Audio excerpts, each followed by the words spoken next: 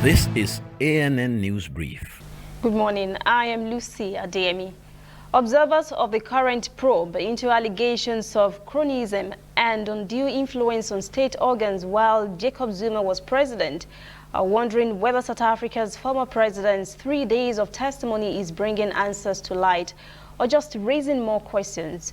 South Africa has yet to hear many actual answers from Zuma on how private interests allegedly influenced government decisions for years, leading to dubious high-level appointments. But what Zuma has provided this week during his testimony at the so-called State Capture Commission holds plenty of drama.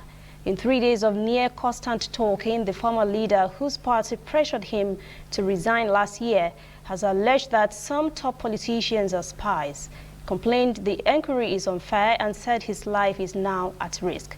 The Judicial Commission of Inquiry into allegations of state capture, corruption and fraud in the public sector has now gone on for more than a year and seen dozens of witnesses. Meanwhile, on Friday, Jacob Zuma's lawyer told the corruption inquiry that Zuma will no longer take part in the ongoing probe because he felt that he was being questioned unfairly.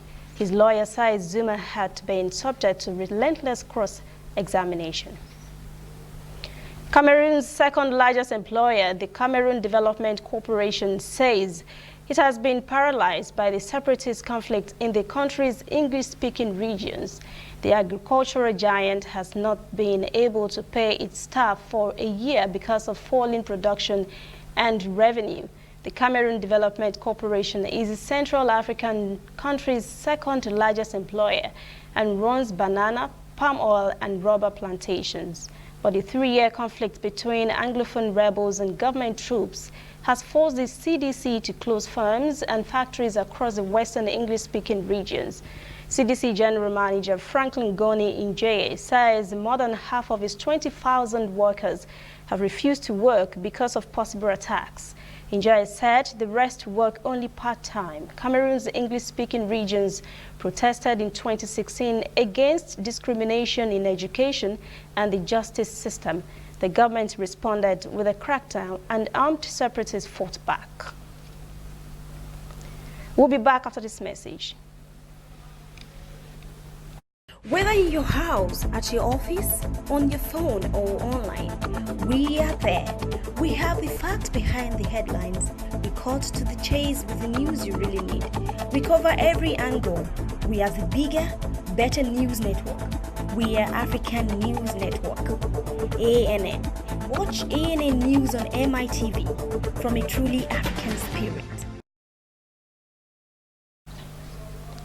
Hundreds of Sudanese have joined protests condemning last month's deadly crackdown. Tensions remain high despite recent progress toward a power-sharing deal with the ruling military council.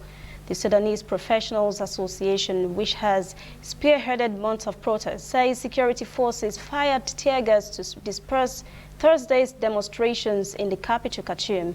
There were no reports of serious injuries. The military overthrew long-ruling autocrat Omar al-Bashir in April, but the protesters remained in the streets, calling for a swift transition to civilian rule. In early June, security forces dispersed their main sit-in, killing scores of protesters. The pro-democracy movement and the military signed a document outlining a power-sharing deal on Wednesday, but remain divided on key issues, including whether military leaders should be immune from prosecution over last month's violence. That's ANN News Brief. For details on these and other breaking stories, visit our website, annafrica.news. Conversation continues on our social media platforms, Twitter, Instagram, and Facebook at ANN Africa TV. I am Lucy Adeyemi.